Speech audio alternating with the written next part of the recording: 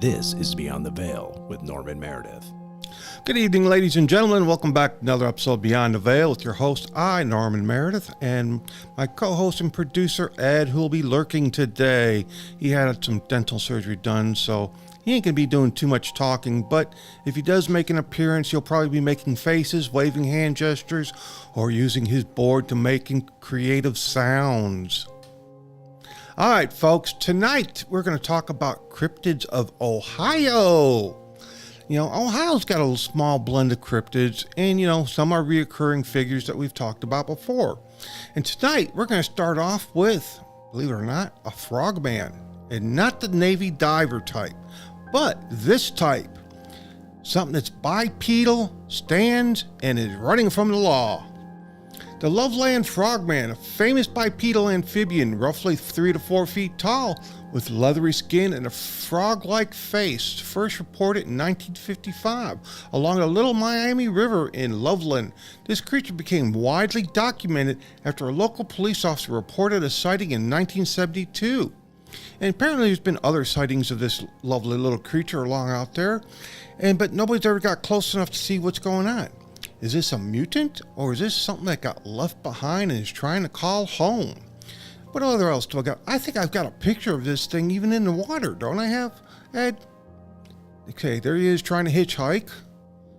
Yeah, there we go. This is a alleged photograph of the creature in one of the waterways. And look at how those eyes shine from the spotlight that was put on him. Makes you really think that this creature's out there. So, what do you think, folks? You think there's an actual creature out there, or somebody playing around with a costume of some sort and pulling malevolent tricks on folks?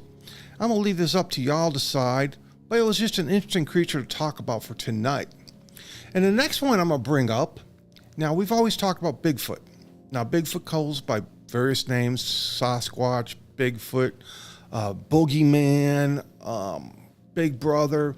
Well, in Ohio, it is called the Grassman. And the Ohio's version of Bigfoot, also known as the Eastern Bigfoot, is described as a large, hairy, 7 to 9 foot tall, ape-like creature. It's highly active in the dense forest of the state, particularly near South Fork State Park in Gurnee County. Unlike standard Bigfoot, the Grassman is uniquely known to construct large nests out of grass and reeds.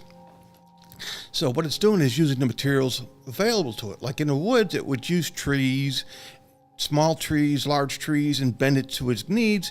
And sometimes we overlook that if you're out doing a thing.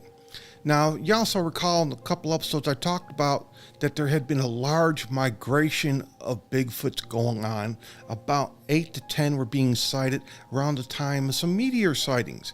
And so the Grassman is Ohio's version of their Bigfoot. Let's see, do we got another one up there, Ed, or is that it? Yeah, here we go. It's a Grassman. And, there's nothing really much more to say about him except, he's more located in their low plains area with the high grasses, and he can be seen and disappears. And it makes you think portals. You can see him 1 minute in the grass, and next minute he's gone. And unless he's the world's best hide-and-seek champion, he's doing a pretty good job of it. We're going to move on to our next creature. Now, Lake Erie has its own Bessie, not to be confused with Nessie. Now, it's a South Bay Bessie, Ohio's answer to Loch Ness Monster, described as a 20 to 40 foot long serpent or plesiosaur-like creature. Sightings in Lake Erie date back as far back as 1793, with reports still coming in up to the 1900s and into now. And, parts of Lake Erie are really super deep, so it would not put me past something living down there. And to this time, but, as large as those lakes are, it's infrequent encounters. It's very possible that one or more could be living in our lakes. Ed's agreeing. He's nodding his head here a little bit. He kind of agrees. And we're going to go on to another favorite. Now, I've talked about the mount. Okay, here's another example of the Lake Bessie. And do I got any? And another example of Bessie. And another. Okay, there we go. Now, we've talked about the Mothman here in a couple episodes, being in Chicago, up in Virginia. Well, also, Ohio has its run-in with the Mothman because, it borders Virginia near Point Pleasant, West Virginia. This famous winged entity was frequently spotted in Gallipolis and across the Ohio River before the tragic Silver Bridge collapsed in 1967. So he is also a resident of Ohio. And so, like I say, people see him and report him, but not as much as has been reported before. Now, excuse me if I seem like I'm going fast. Our AC has died in our studio tonight, so this might be a short episode because I don't want to die from heat stroke. We're going to move on to our next critter, and I don't really have much except for this one picture. He's called Orange Eyes, and when I tried to look up anything on it, I couldn't find jack, except this one picture of a German Shepherd barking at a Sasquatch-like creature with orange eyes. Now, this Sasquatch-like being with glowing orange eyes is said to inhabit areas near Cleveland and the Charles Mill Lake Reservoir. Now, the thing to remember, like we said, some creatures that are nocturnal, like cats, their eyes look green. Sometimes if you flash a light into a dog's eye at night, they can look red. People's eyes can also look red.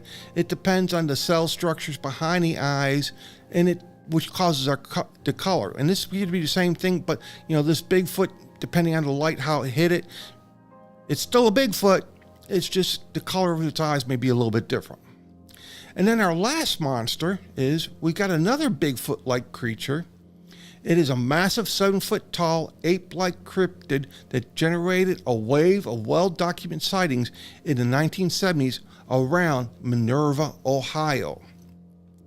And so, like I said, we got about 3 random type Bigfoots. You got the Grassman, you got the Orange Eyes, and you got the Minerva Monster, all roaming around Ohio. And that's a pretty good thing for one state to have 3 type of variations be known in one state. And usually you might just have one. So this is a good standing to let you know that, hey, there's some stuff going on here in Ohio. And if you're ever up that way, do some look around into the cryptid research. So, folks, I'm going to tell you, thanks for listening to this. Yes, it was a short episode, but I'm trying not to get heat stroke here in our studio tonight. I hope you enjoy this, and the next bonus episode is going to be on the Giants of Guadalcanal. I hope you get it like that, and especially when I point out an interesting fact about these creatures when we get to that episode. Thanks for joining us on this, folks.